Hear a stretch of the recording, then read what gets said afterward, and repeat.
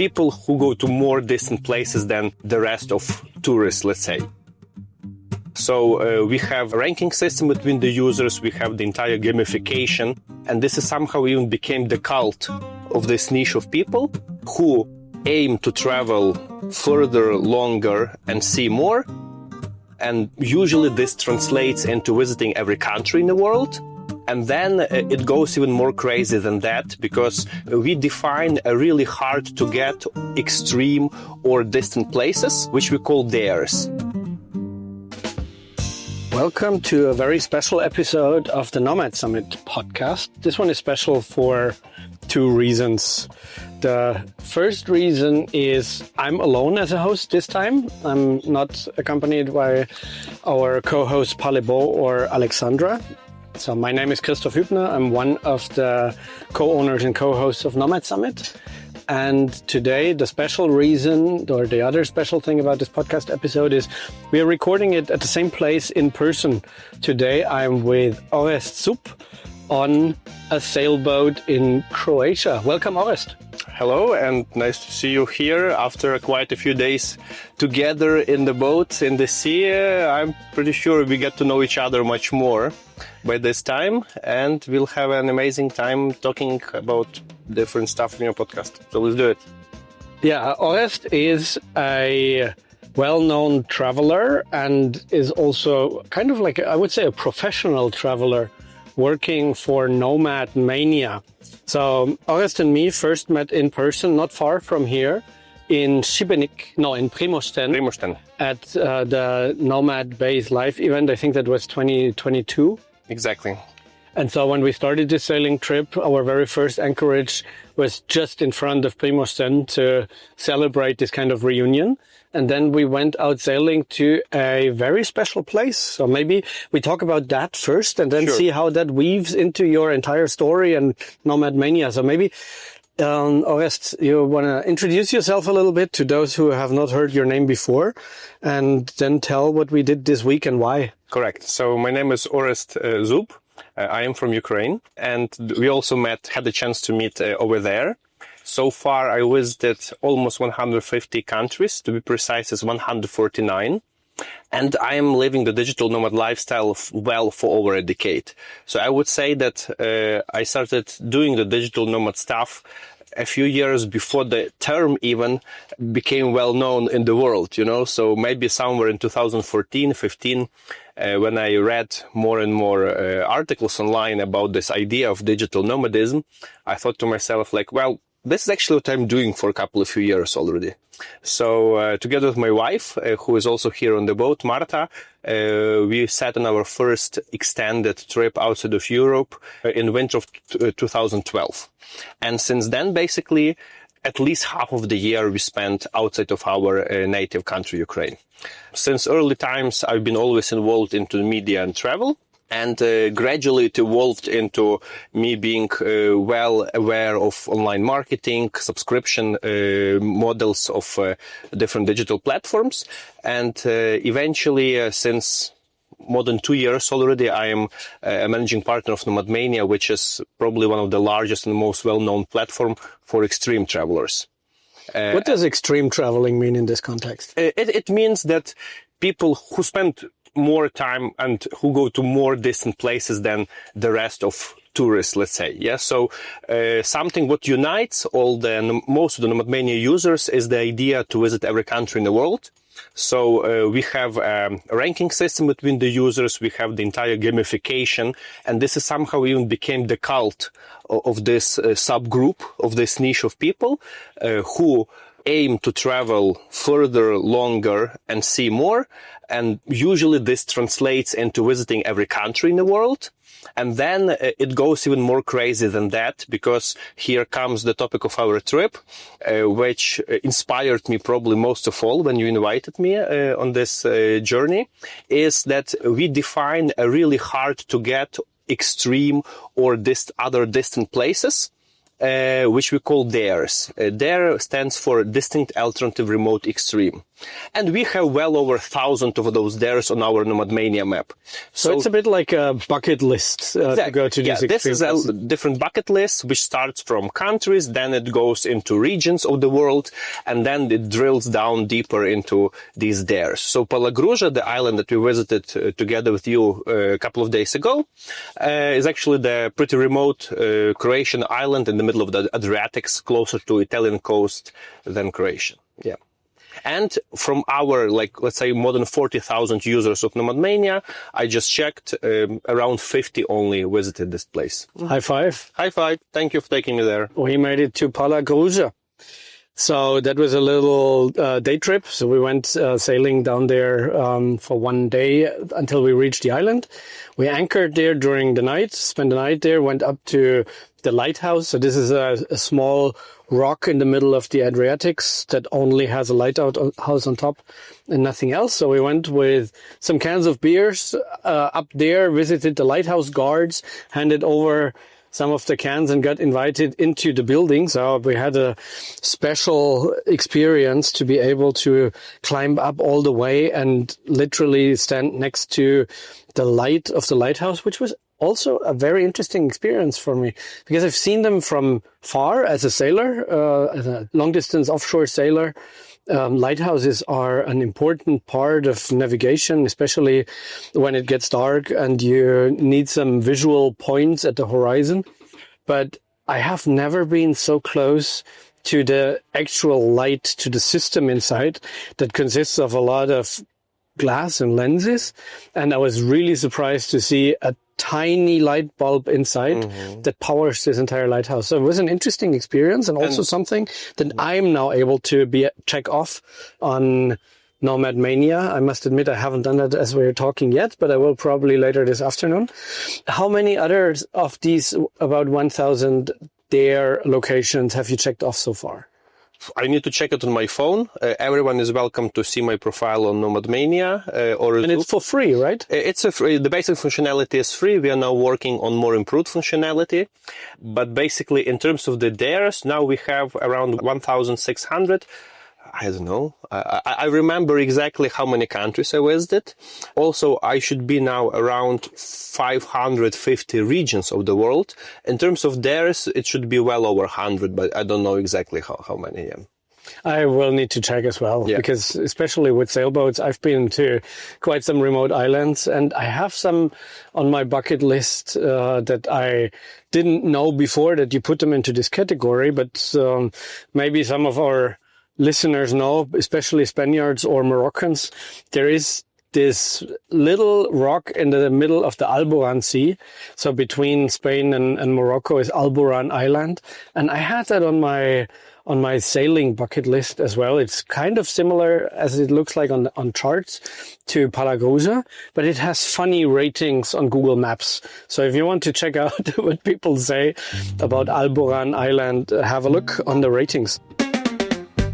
Coming back to NomadMania, there is Nomad in the name, but it's more about extreme traveler. So there's surely an overlap because to be able to sustain such a extreme traveling all year round lifestyle, you need to be able to sustain that financially. So you need to have a job that you can do 100% remotely or an online business that you own yourself, which means there is a certain overlap also with the Nomad Summit audience, with the Nomad Summit crowd and the people that you can meet at our events in Chiang Mai or in Estonia. But it's not about the nomad lifestyle. It's about traveling, what you do. Exactly. And I think the digital nomad term is a distorted version a little bit, right? Because it came just a couple of years ago. However, nomadism on its essence is all about moving from place to place. So the roots go way, way further down.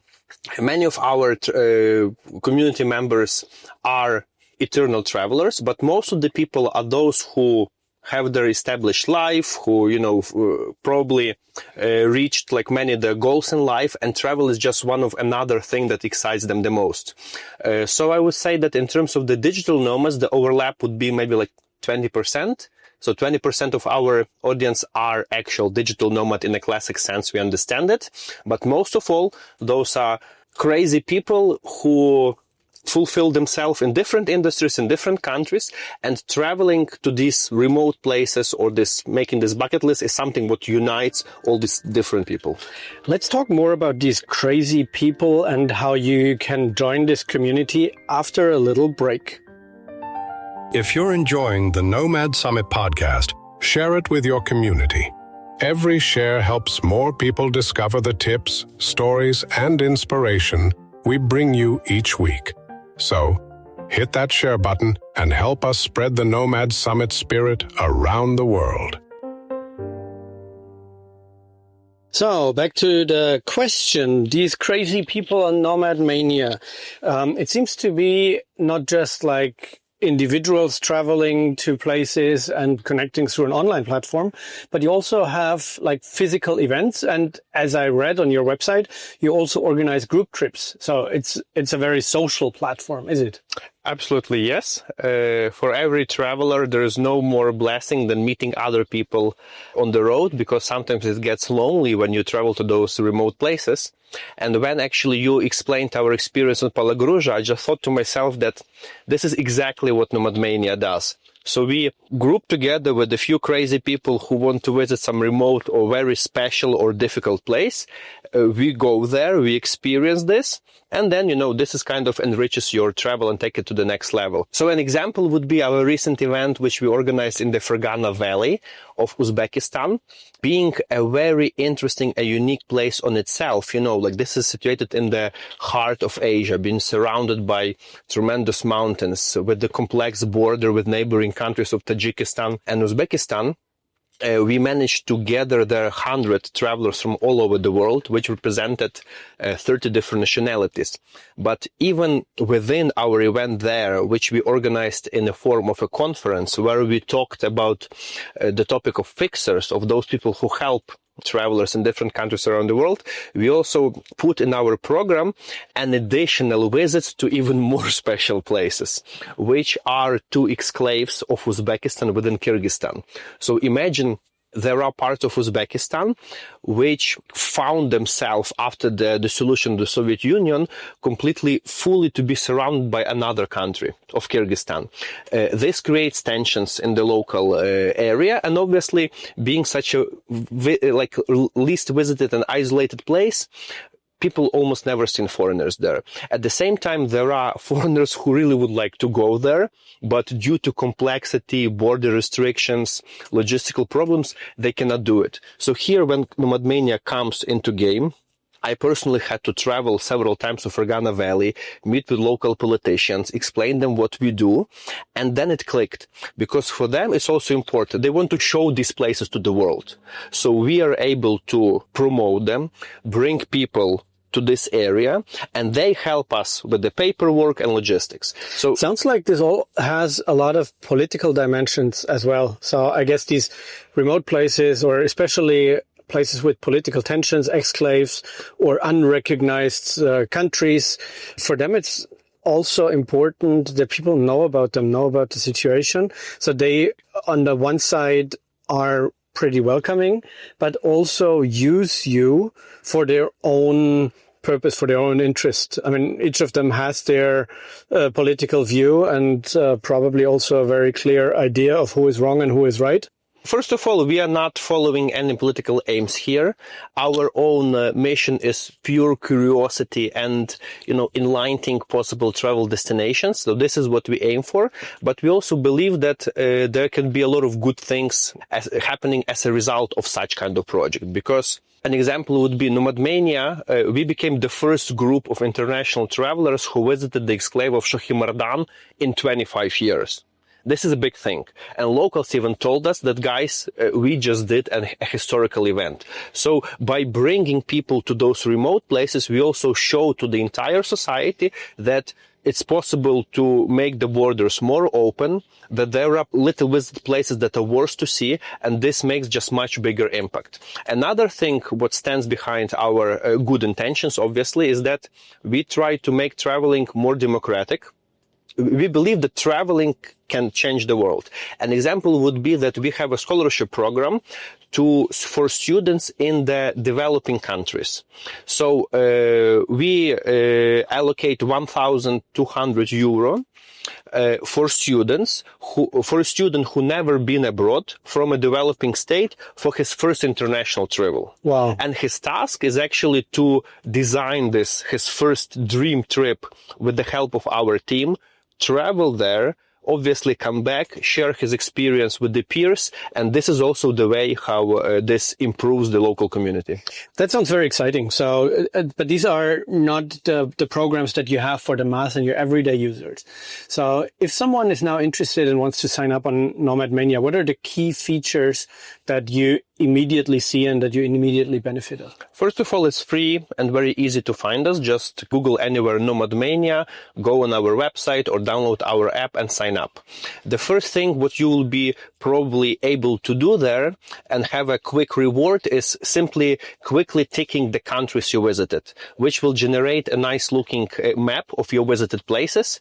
You will be able to share with your peers, and as you progress with your travels, you can always update those locations.